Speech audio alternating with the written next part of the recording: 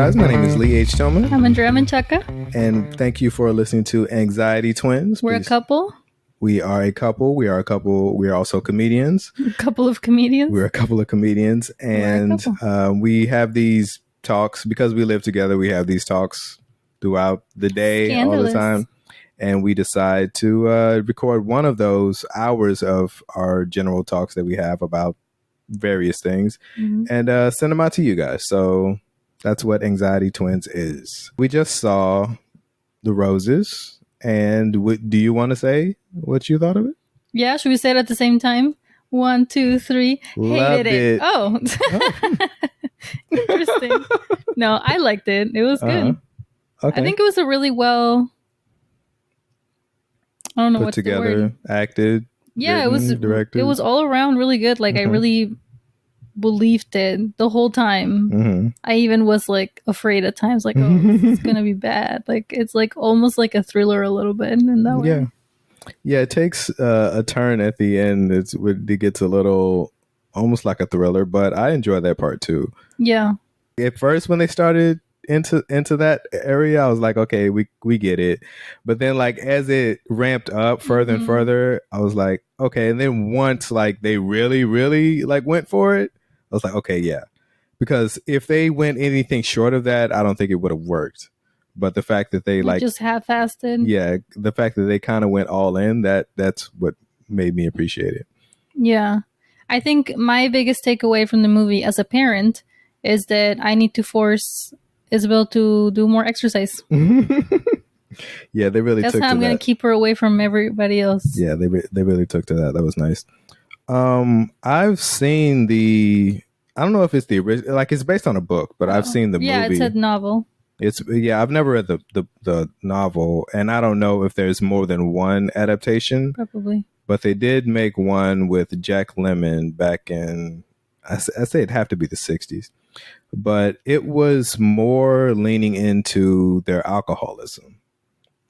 And in this movie, they do talk about that. Drink a lot at times, but it doesn't seem like alcoholism. It seems like acting out. But in the 60s movie, I think it was called the War of the Roses. Oh, I'm blanking on the name of what it was called. Everything's fair in love and war. But they it was more about their alcoholism. It was almost like it was a good movie, but it was almost like a commercial for AA, like Alcohol Anonymous, AA. It was almost a commercial for that. Was that like a thing at the time? And at the time, it was kind of a new thing. So I think maybe that was why they leaned into it. But also, I don't think they ever, if I'm not mistaken, they never like say AA because you're not supposed to like promote AA when you're in it. But there's only one big organization that does that. But at the time, it was new. So, I mean, maybe, they needed to say it maybe. But they didn't actually say that it was AA, but, I mean, looking at it now, you obviously know what it is. So they kind of leaned into that a bit, and that made me like the movie a little less because it felt like a commercial. But the two lead actors in the movie like really sold it. The dinner scene did also remind me of Who's Afraid of Virginia Woolf, the movie. I've never seen, I mean, it's based on, that's a play too, but I've never seen the play. But the movie, it is, you've never seen it, I'm assuming? Because I never seen it. It stars Elizabeth Taylor. And it is basically like this older married couple that invite these college kids over and they fight in front of them. And that's kind of like the whole, and it's very bitter. And it's a really great, it's really great. But there are definitely scenes of that remind me of Who's Afraid of Virginia Woolf. What do you think about the choice to have the couple that were both comedians from SNL? That was, I mean, obviously that was to kind of offset the two main characters, and also offset the seriousness of the thing. Kate McKinnon is always just going to be Kate McKinnon, like she's just doing her. Yeah. You're like that. They're not married. Yeah. And Andy Samberg, he was good, but like he definitely like I didn't know he was a lawyer. Like throughout the whole movie, like he's like the dude. He never like he always looks so disheveled the whole time.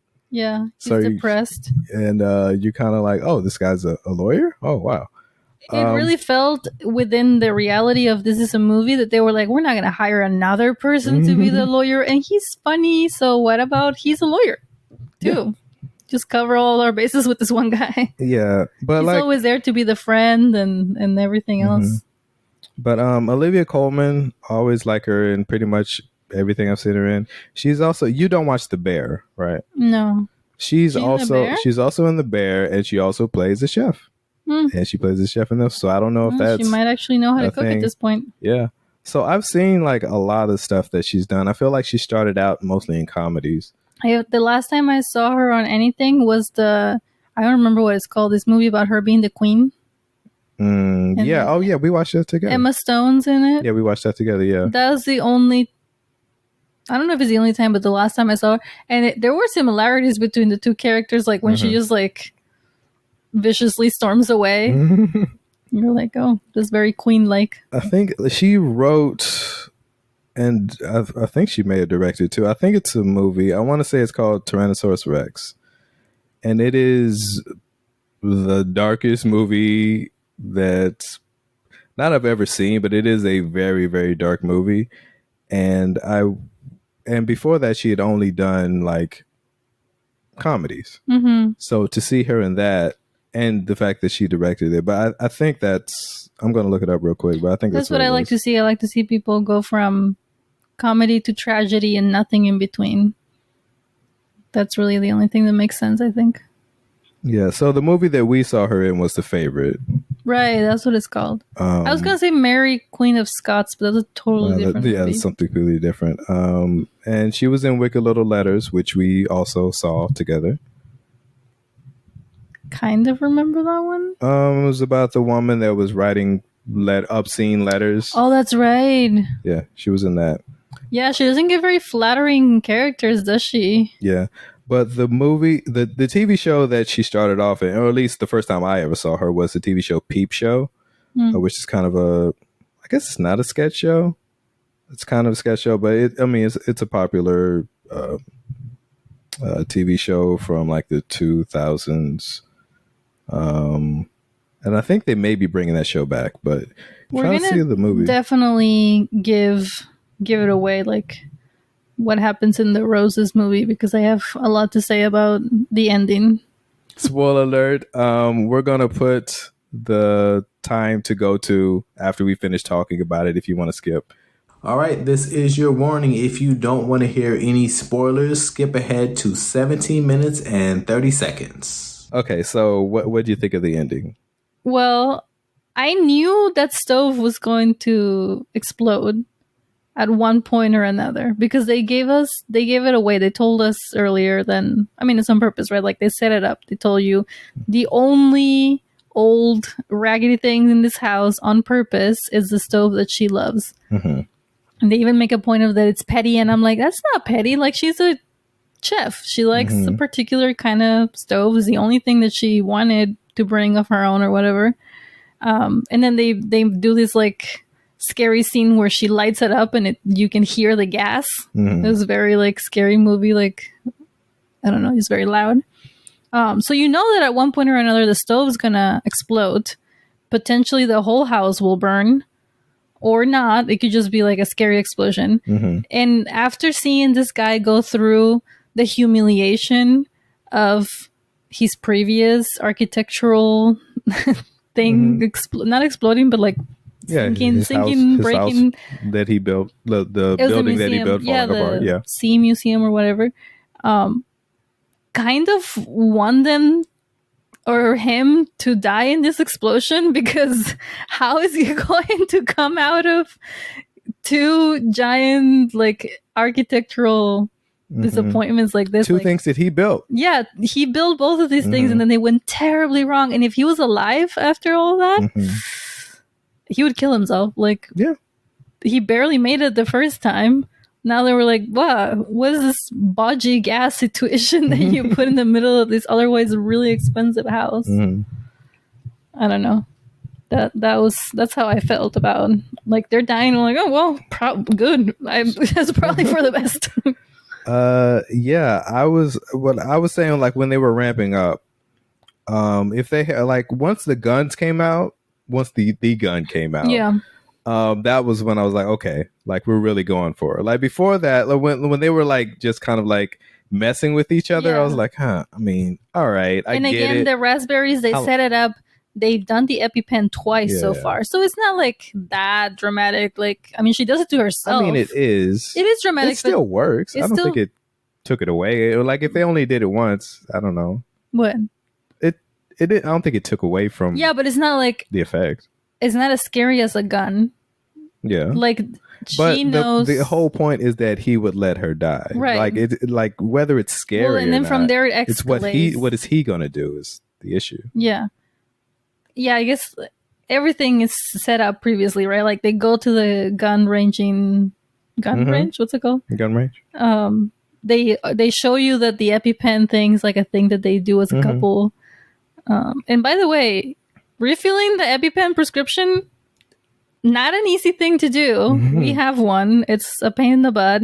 And which one of them is constantly going to the pharmacy to get more EpiPen? Well, he is, clearly. It's gotta be him, because he's like, I'm the only one home. And she didn't seem to know where it was.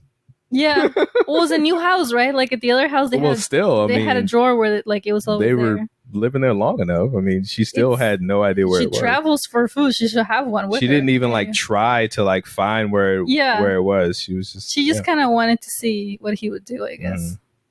It was all very dramatic. And then at the end, she still didn't give in. She wrote Zendaya. Yeah. So she still didn't actually give in. Zendaya owns the house. Or like she gave it away. Yeah. So all around, you enjoyed it. Yeah, it was a good movie. I mean, it kept me on my toes the entire time. I thought it was going to be more like, what's that movie that people are always making fun of? Where the couple just like fights the entire time and it's like kind of dull.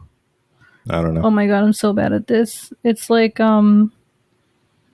she's married to the desk guy from SNL. Oh, they have a movie together? No, but she's in the movie. Okay. And she has short hair, and this is the only time that she has short hair ever. And she's like married to. Oh, Marriage Story. Is that what it's called? Yeah. God. Anyway. People are always making... Have you seen that movie? I have. Well, not the whole thing. I couldn't stand it. I was just like, oh my god, this is very annoying. People are always giving it shit for like just being overly dramatic, but nothing really happens, right? Like they just continue to fight. I don't know. I didn't see the whole thing. I couldn't stand it. Did you see it? Yeah, I saw it. I liked it. Yeah? I liked the movie, yeah. You were able to make it through? I made it through the whole movie. Yeah. And I enjoyed it. Well, I guess we went through very different divorces. Maybe. Yeah, we did. But I don't know. Like maybe I need to watch it because people do kind of, but I think people do that in general. Like when a movie comes out and everyone talks about it and everyone likes it, they just memify it, and then everyone just knows like these little clips. Yeah. And you know, it's a whole arc. Like you got to see it becomes a different thing. You got to see the whole thing. Like if you're just looking at like little clips, you're gonna be like, ah, that was funny. But like, watch the whole thing. But it was just very real. Mm-hmm. Like yeah, that's why I enjoyed it. It was like, oh, this looks like an argument that would actually happen. Yeah. And both people have a point. Maybe one person, I mean, depending on who you are, one person's more right than the other. But like both of them do have you could kind of see it. Some kind of a point. So it does feel like an argument that could happen. Yeah. And you don't always see that in movies. Whereas the movie that we saw tonight felt more almost like magical realism, and that some of these fights didn't really make a lot of sense. Mm-hmm.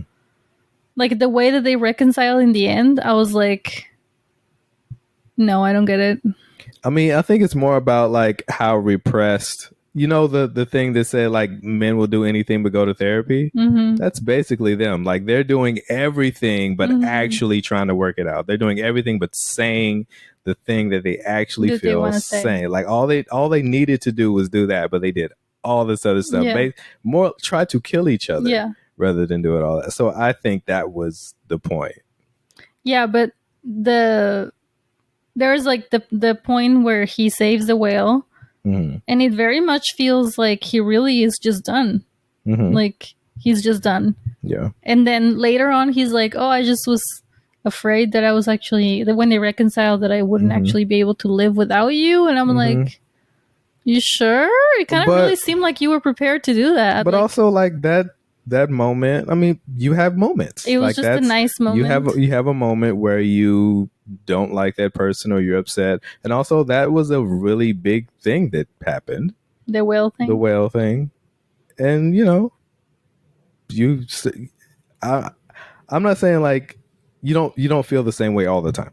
So you know, things change. So I didn't feel like that was like he wasn't telling the truth. Maybe in that moment, maybe he was telling the truth, but maybe he was just thinking of it wrong or something. Yeah. I don't think there was. What I do like about it that they give them as a couple is like it's like them against the world, to the point where everybody is like, please get divorced. Like their kids are like, please get divorced. The neighbors get it. Everybody is on board with them just being separated. What it was that when they have that party and the vibe was like an undercurrent of sadness or something. Like everybody was just like, you can just not do this.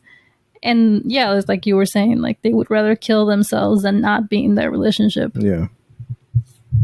The one thing that I would say is there were two people of color. I mean, three. The three of them, like the one like Asian woman had some lines. But there were two people of color that work for the Olivia Colman character. Doctor Who was one of them. And then the other woman, she barely had any lines. He was pretty much a character of, you know, a caricature of a gay man. Yeah. And it was like, I mean, I feel like he deserves a little more than that. It's Doctor Who, for God's sake. And I think that's the only reason why he got more lines. Yeah. Because, you know, he's more popular. But all the lines are like, where's the cheese? Everybody's here for you. Yeah. Like it's being really affirming. Yeah, so it was that part was a little like, all right. But like, other than that, I don't know. I enjoyed it. I like pretty much every part of it. Yeah. Yeah, it was good. Well, we did it. All right, so we covered the movie. All right, now we're back. We finished talking about The Roses. Right. So you can listen if you haven't seen it yet. We're back.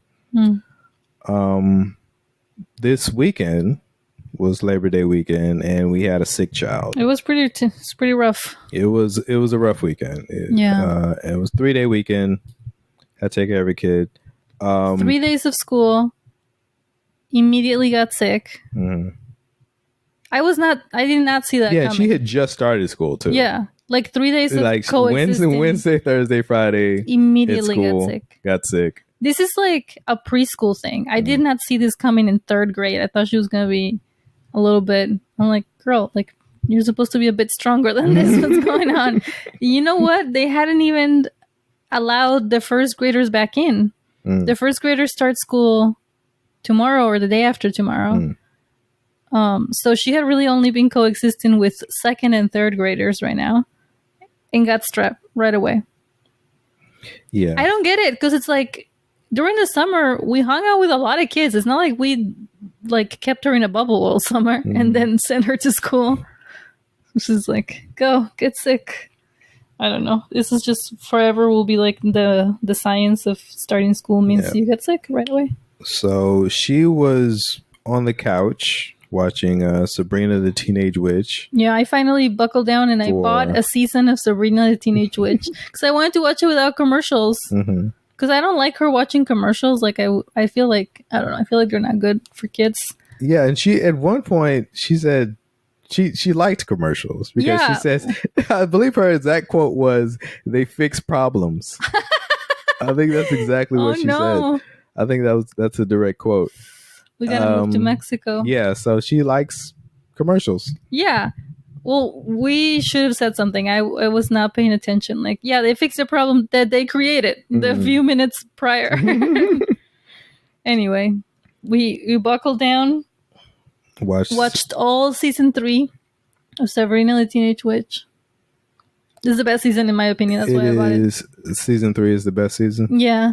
Season 1 is like, this is who we are, you know, magical powers, yada yada. You don't have a wand, it's just your finger. All that. Season 2 is like, Season 3 they start to really hit their stride. Yeah, they start to make like themes, and there's holidays, and we get all excited for the Halloween episodes. All that. Do you sincerely enjoy Sabrina the Teenage Witch? Yeah.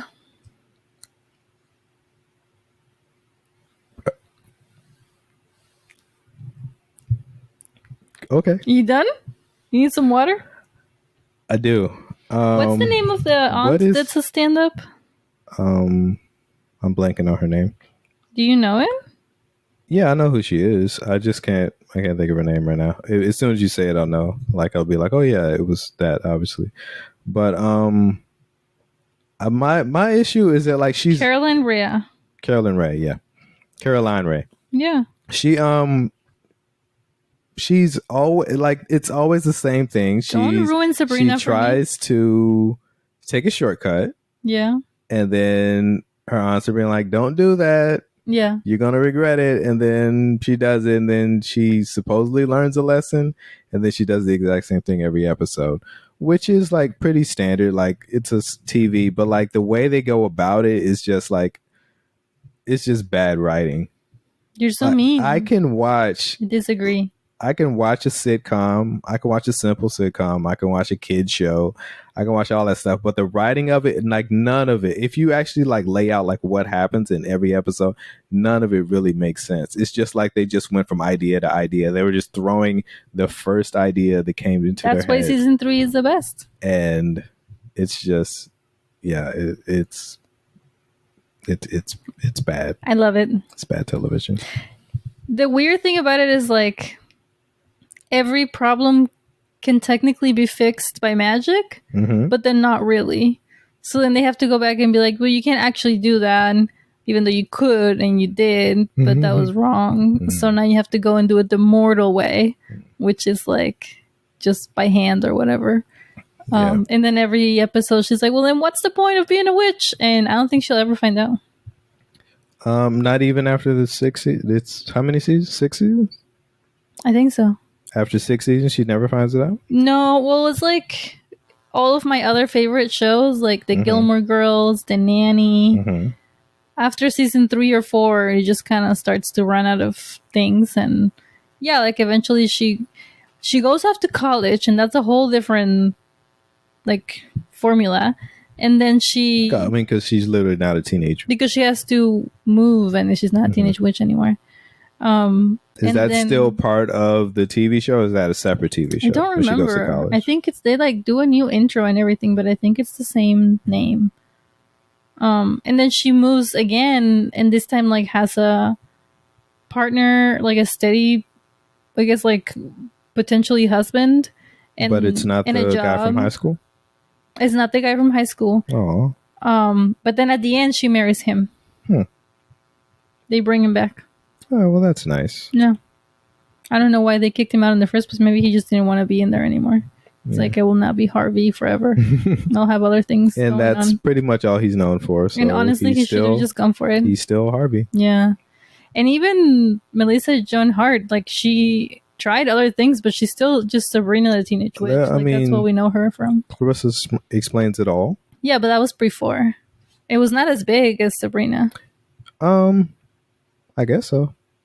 I don't know. Like, I was probably too old when Sabrina the Teenage Witch came out, so I wasn't really paying attention. But I was I was the right age for Clarissa, so I remember it. Yeah, I remember watching it, but I didn't enjoy it for some reason. The weird sounds that they make when stuff happens. Do you remember that? Not really. Like, I remember the idea of the show, but I barely remember. Her neighbor boy climbs up her window, and that's how they start every interaction. But as he jumps from the window to the room, there's always a sound that goes. I was like, or something. I don't know why that bothered me so much. You don't like transitional sounds? No, I don't like sounds in general. Yeah.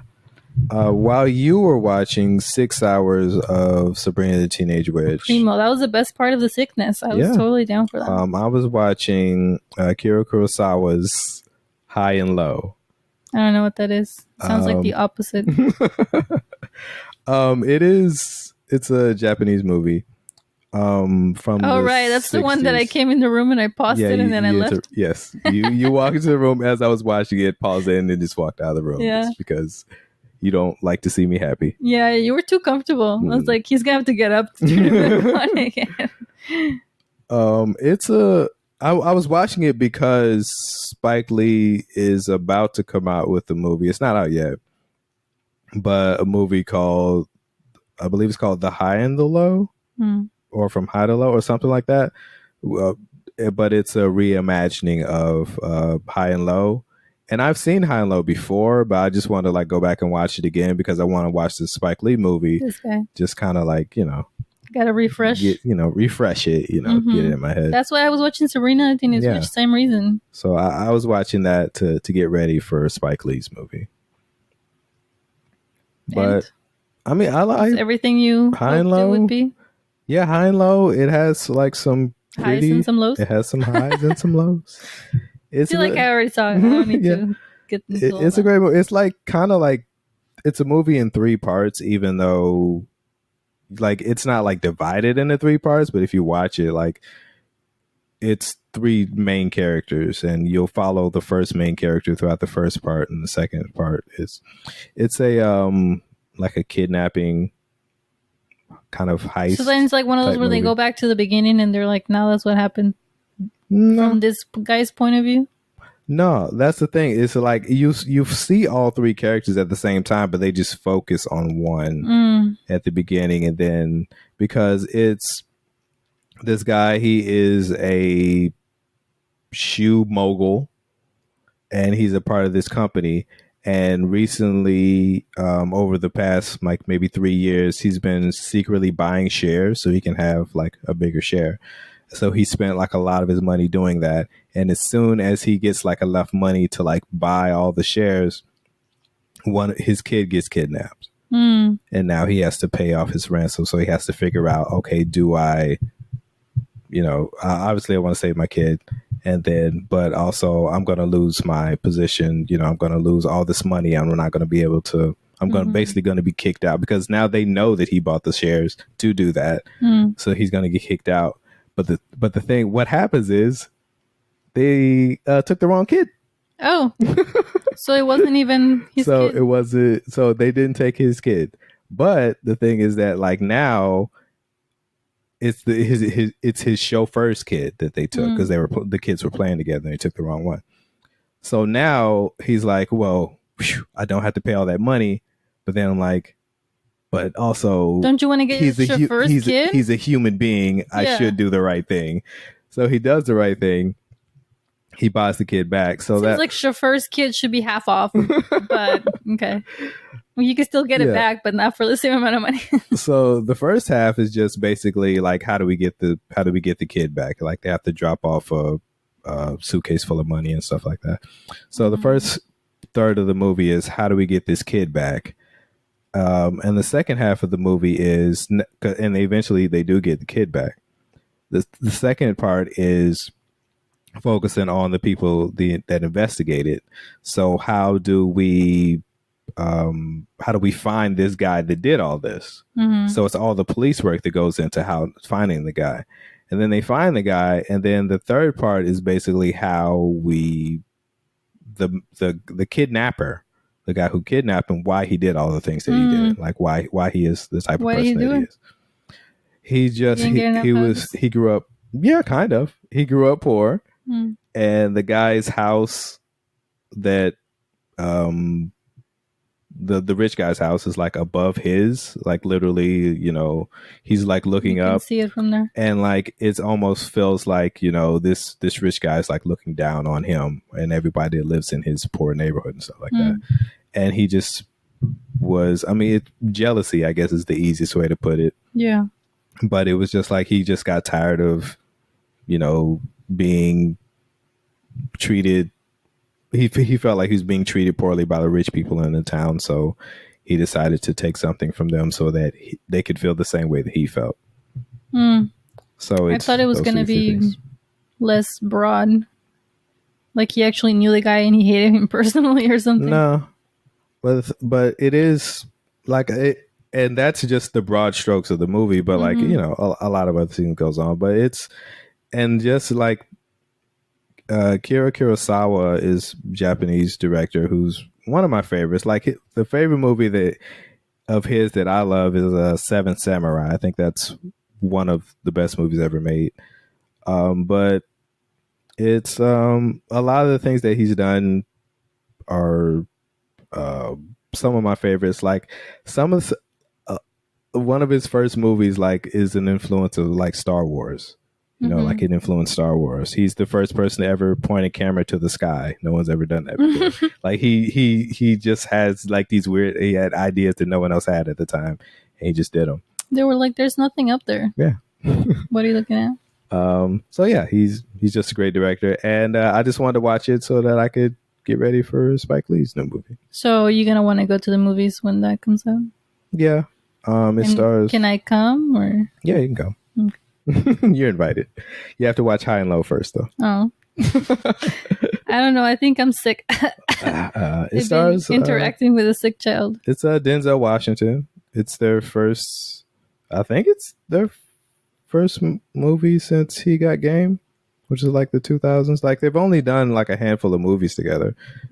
I think this may be like their fourth or fifth movie together over the years. So it'd be cool to see them back together again. Spike Lee, Denzel Washington. Cool stuff. What has Denzel Washington been doing this whole time? I mean, what do you mean? Just being like at home or something? He's Denzel Washington. He's been in movies. He's been making movies? Yeah. Okay. You're not familiar with Denzel Washington's work? I mean, not recently. What has he put out recently? Well, he was just in I think it was Megalopolis. I think he was in that. But also, no, it wasn't that. It was Gladiator 2. I think that was the most recent thing he was in. He's going to be in the new Black Panther. But that's not out yet. No, never mind. He keeps busy. Yeah. So, he's still doing, although he says that his role in Black Panther may be his last. So he's retiring pretty soon, or he's thinking about it. But, who knows?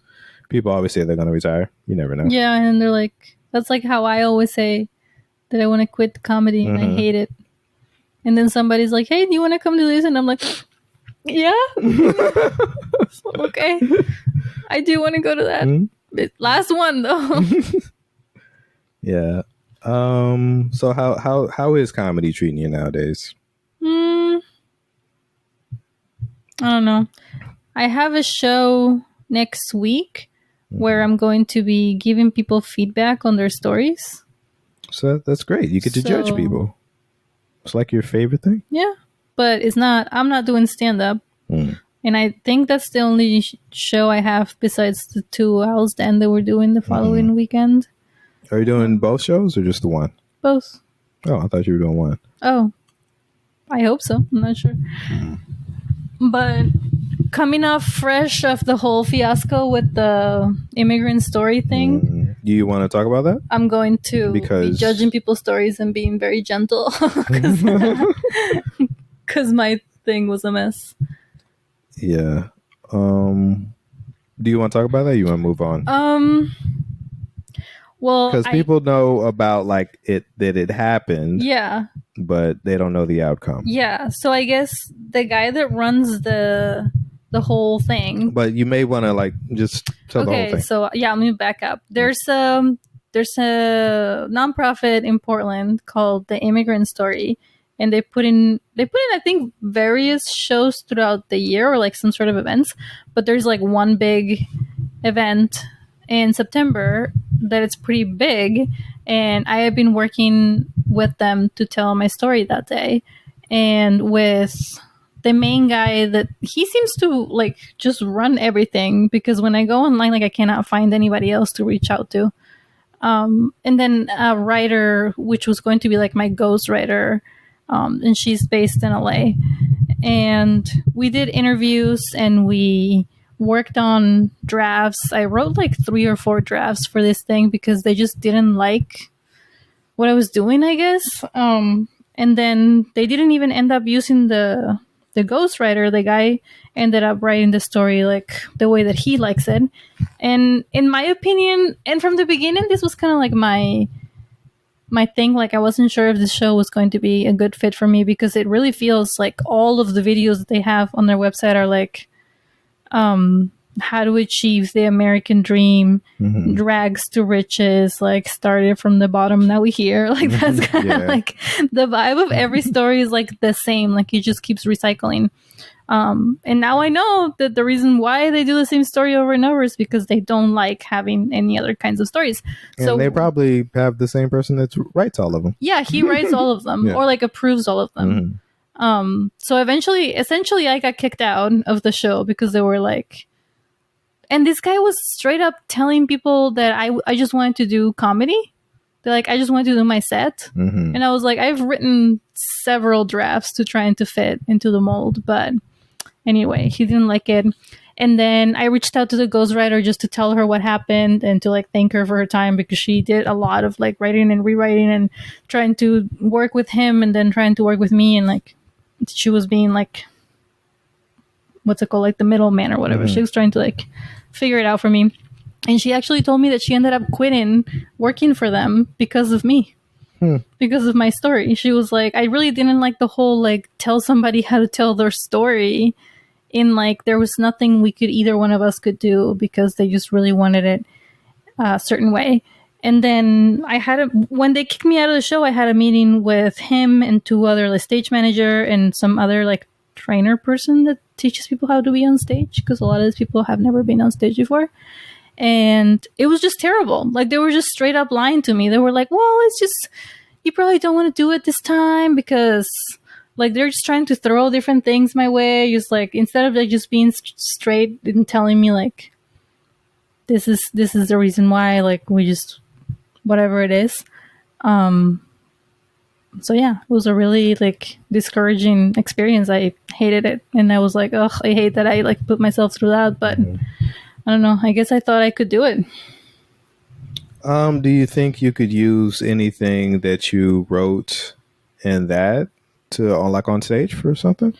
Yeah. I reached out to a friend of ours that runs Telltale, yeah, Portland. And I was telling her about what happened and everything, and that in the future, you know, like no rush, but if there's like an event where I can tell this kind of story, I have it. It was like ready to go. I've written and rewritten it. And like, also the reason why it didn't work out does have to do with me a little bit. Like, I don't think I'm like completely blameless in this. It's just that it's hard to make to be so vulnerable about something like that. Like, usually when I talk about Mexico, it's only in like a jokey kind of way. Obviously, that's like what comedy is. But yeah, just like the fact that they didn't make any space to like hear me out or to like acknowledge that being vulnerable about this is hard. So it helped me in a way just because I really like work through my origin story, I guess. Like it almost made me want to do like write another one about the second part. Like, this is like from like 3 or 4 in Mexico to like 25 after I had my daughter. I feel like I could do another one just on the years that I was married and like when I brought my mom and my sister to live in this country with me. Like, there's a lot more stories that I like. The reason why I don't have a good memory is because I just like block a lot of the stuff out. So like, in a way, like, open the floodgates of writing more about my life experiences, and maybe I'll figure out some more jokes out of that. Like, my comedy so far has really only been post my daughter to present, never like before that. So this is like the opposite with the story that I did. So yeah, I mean, it's not like a total waste of time. It was just really frustrating the way that it happened. Yeah. Well, She got something out of it. And did they get? Are they going to replace you with someone else? That was like part of the whole thing. I was like, wait, so you're telling me that they're like the whole thing they were saying that they don't have time to help me figure out my story because even though this is the fourth draft, and I think it works how it is, or like whatever. Like if he wanted me to add an anecdote, I was like, I can add an anecdote. It's not like that hard. But really is that they didn't like it, but they were just like, there's no time. And I'm like, okay, so then are you going to give my spot to someone else? And they were like, oh, probably. And then I'm like, okay, so you have time to work with them, but you don't have time to work with me? Like, let's just be real. Yeah. Well, I feel like most of the people they work with aren't artists, correct? Right. And that's what they like because they just want to tell them, like, here, read this. Yeah. And because an artist has their own idea of, they've probably told this story in some fashion before. Yeah. And they have an idea of how they want to do it. Or even just your voice. Like, I don't say shit like that. Yeah. Like, I have never said that in my life. Yeah, so when you're working with someone that's not an artist, that's probably the first time they've ever thought about it. So they're like, well, all right, well, this looks good. I'll just read this. Yeah, like he really wanted to have the story be about living in the border. And I kept really emphasizing how, like, growing up, I wasn't allowed to walk anywhere by myself. Or, like, really, like, go anywhere. And then he, like, put something in the story about, like, terrible things that happen in Mexico, like bikes rushing by me as I walk home. And I'm like, I literally told you a big important thing of the story is that I'm not allowed to walk places. So when did this happen? Like, whose story? What bike is this if I wasn't walking anywhere? Like, the whole thing was just like, he was just like, just read the fucking thing. Like, just be done. You want to go to the show? No. Go check it out. Go see what's up. I do not want to do that. Throw tomatoes? Yeah. Throw myself on stage. I'm going to tell my story. I'm going to bring cherry tomatoes. That's all I have in the garden right now. Throwing little cherry tomatoes at people. Boo. I don't like this. You silence people. So I'll tell that story eventually, maybe at a local storytelling thing. That's good. Well, shout out to Telltale. Yeah. Telltale is kind of how we met, kind of. Yeah. We like seen each other around. But... In the movie, Roses are constantly saying, "Do you remember when we met?" And that's like a thing that brings them equal amount of joy, and there's no fighting over that. So they keep bringing it up. And for us, it's like, remember how we met? And we're like neither one of us actually remember the first time actually we saw each other, like at all. Not clear. Yeah. I mean, I thought that I remembered, but what was your version? It was at it was at an open mic. Oh, I thought it was a show that we did. I can't remember the name of the bar right now, but the bar doesn't exist anymore. It's actually right up the street from where we are right now. And I thought we were at a show and we were talking. I remember like you asked me, you had seen me before. So obviously we'd seen each other some other time at that same place, I feel. But it was like the next time, maybe the first time was an open mic. The second time was a show. And you said, are you going to do that same like political stuff or like racial? Dante's? Not Dante's. No, what's it called? Like a racial 5.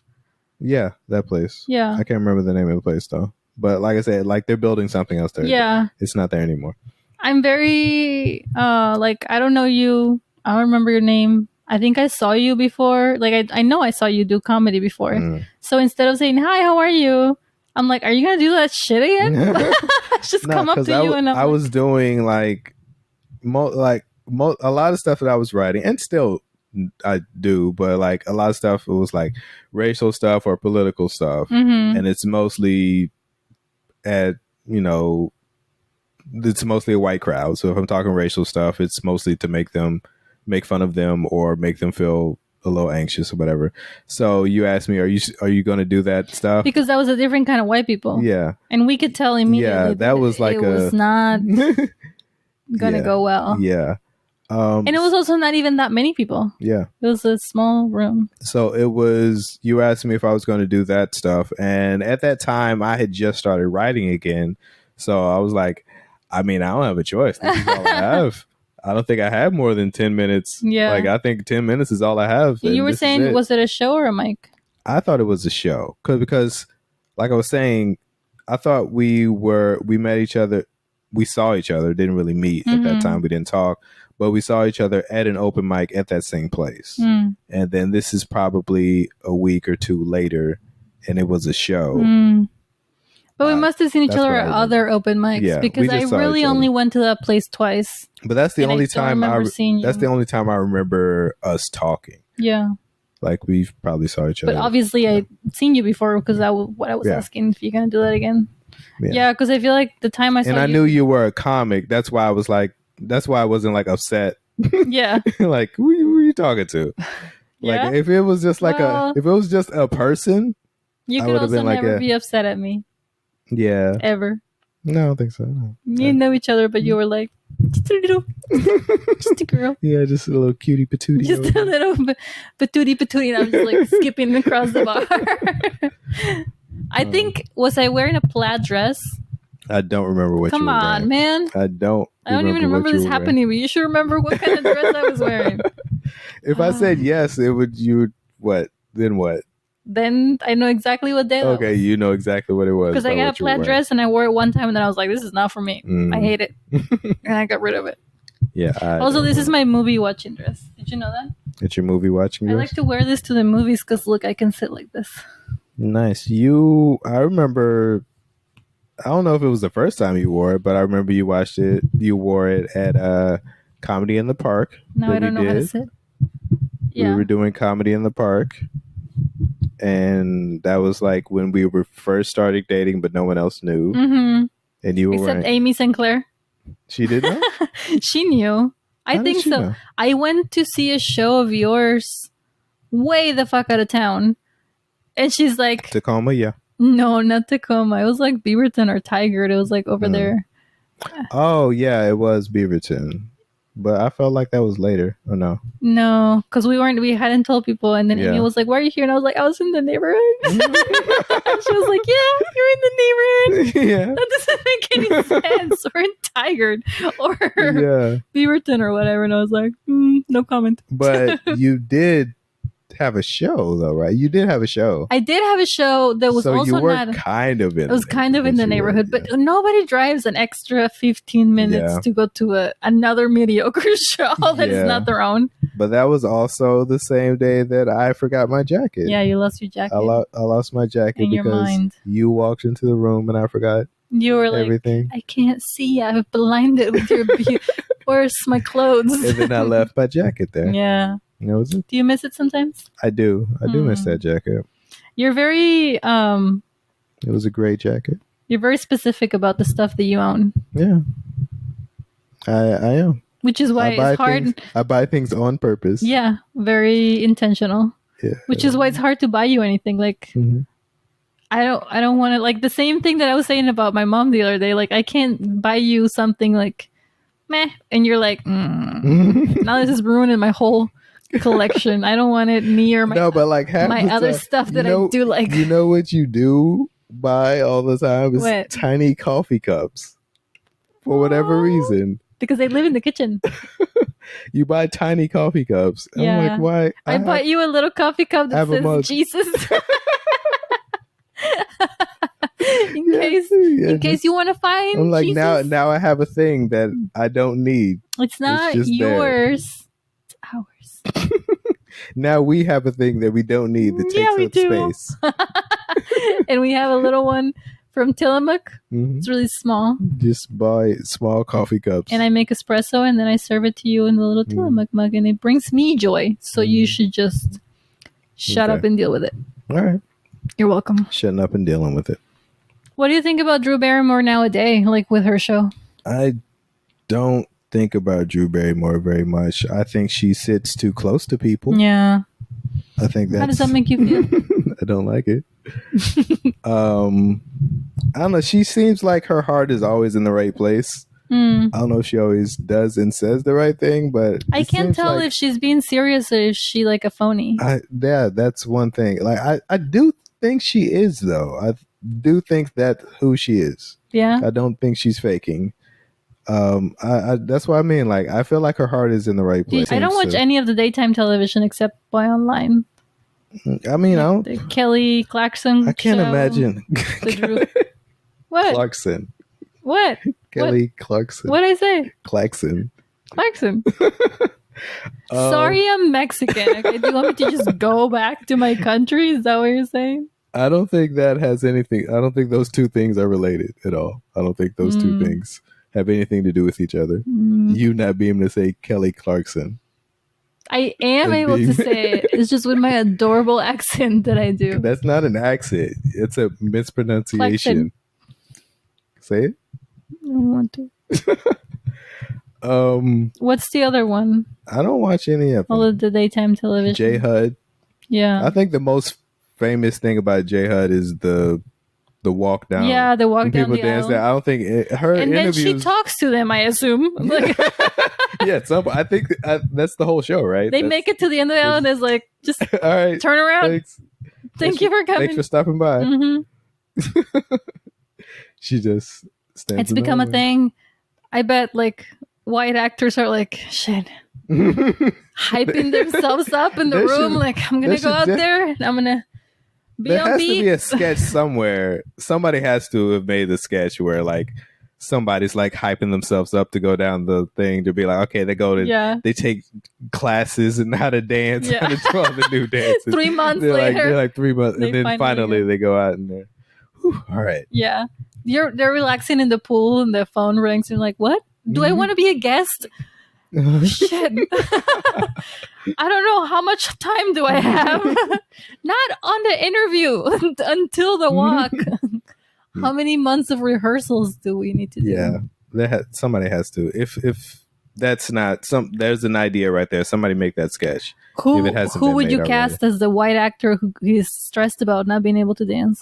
It would be Anne Hathaway. Really?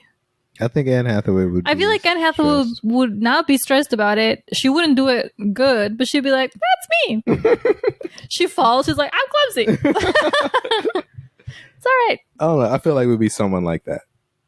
Reese Witherspoon. Reese Witherspoon seems uptight enough to be like serious. Like, we're gonna do this. I'm gonna be good at it. I'm gonna be a professional dancer by the time I have to go down that thing. And then she's like, in like a little too much, like, like, all right, you need to take it down. Like, whoa.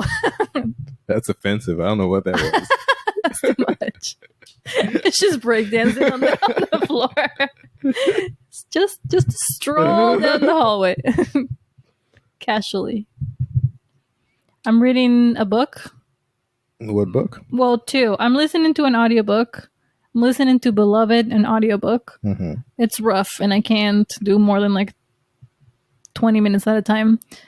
But I like that it's audiobook because a lot of this stuff I would not know. I swear I wouldn't know how to read it. Like, it's just like a lot of this stuff is like, is that a metaphor? Is that happening? I don't know. And then I'm reading a book based on the muses from Hercules. It's called Bemused. The Beloved, I've never read it, but it's a ghost, right? Mm-hmm. Okay. I only know because like Oprah made a movie.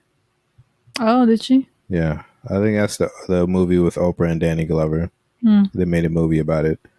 When I finish it, I'll have to watch Toni Morrison, correct? Is that Toni Morrison? The author? Yeah. I don't know. I can't remember.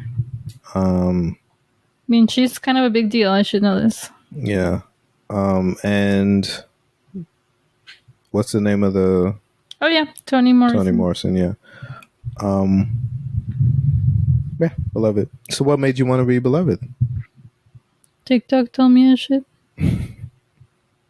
Okay. I feel like that's always the answer. That's always the answer. That's always the answer. TikTok I don't have friends. I just have TikTok. You should read Beloved. I don't have a well, that's cool. Book so club. What on, like, you were just saw someone and just came across it? Like what was they were reading a passage? They were talking about it? No, I think it wasn't even this book. They were just talking about her winning a Nobel Prize for literature. And then I was looking for like books that she wrote, because I've actually read one of the other ones, but it's not fiction. So this one is fiction, and it's intense. Have you read The Bluest Eye? Mm-mm. That's a good one. Maybe I'll do that one next. That's a good one. But like the whole thing with the ghost reminded me of my grandparents, because they lived in the same house for a long time. And before that, my grandmother's dad bought that house. So like even before that, they've had it for a long time. And everybody in the family swears that there's like a revolution soldier ghost living there. And then plus my grandmother had, I think, 6 pregnancies, but only 2 babies. So they also think that there's like the ghosts of some of the babies living there. And everybody on my dad's side of the family, which is like the more native Mexican side, really believes in all this stuff. And my mom and everybody on her side is like, meh, like they don't really. So like it's kind of weird to have that, like people living their lives and navigating so as if like there was actually ghosts here. Like my dad will literally like if like there's a crack in the wind and the window cracks, he'll like talk to it like there's a ghost there. And I'm always just like, okay. So I really like the way that they talk about ghosts, and everybody like in the community knows about it, and they like don't come to the house because of the one ghost, or like everybody just like adjusts. They're not just like, people died here and we move on. Like it's serious. But I haven't finished it, so we'll see. That's cool. And what's the other one? The other one is called Bemused, and it's like a prequel to the story of the Muses in Hercules. I love the Hercules movie mainly because of the music that the Muses sing. Okay. So I just wanted to see what they did with that, and no, so far I like it. Well, that's cool. They're like not. Actually, I still don't know exactly, but the Muses seem to not... They're not human. I know that for sure. But I don't know if they're goddesses. Like, they're not goddesses yet. Their mom was an ex-goddess who, like, ran away and decided to create them. It's not real specific. She just, like, creates a child. Most mythology is not very specific. Yeah, they're just, like... all over the place. She created a child. Like, what else do you need to know? But they don't have a dad. She just did it on her own. And she's not pregnant. She's just like, a kid is just there. And she thinks about how many girls, she knows that she wants girls and how many she wants total, but she doesn't want to get them all at once because that would be weird. Like everybody in the town is going to be like, how do you have like 6 girls and they're all 1-year-old? That seems odd. So she like sextuplets. Sextuplets. You never heard of that in medieval times? So she has like the restraint to like do one every 2 years or 3 years. And it's just like the story of them as siblings. And is this based on mythology, or is it just completely just someone just wrote? I think it's both. Like it definitely takes some liberties, but it also talks about real gods. It just like mentions them, but they're not living with them, which is probably better because it would be harder if they were living together and coexisting to just like give Zeus a whole life. So they just live in small towns and they like run away when people are like weirded out by them. The last movie that we saw was The Naked Gun. Right. And before the Roses. Yeah, before that we saw The Naked Gun movie, the newest one, and we need to talk about that. Oh, that's right. At some point. So maybe next one. next one. How did we just forget about that? I think we hadn't recorded in a long time, so that was during the lull when we weren't recording. Yeah, and we talked about it already. So I'll have to remember. So yeah, we should talk about that on the next one. So that's something to look forward to. Also, I saw Tubi has the original, and I want to watch that one too. Okay, yeah, we can do that. I guess that's it. You gonna leave now, or when? All right, I'm out of here. My name is Lee H. Stoneman. I'm Andrea Menchaca. Thank you for listening to Anxiety Twins. Don't forget to like and subscribe.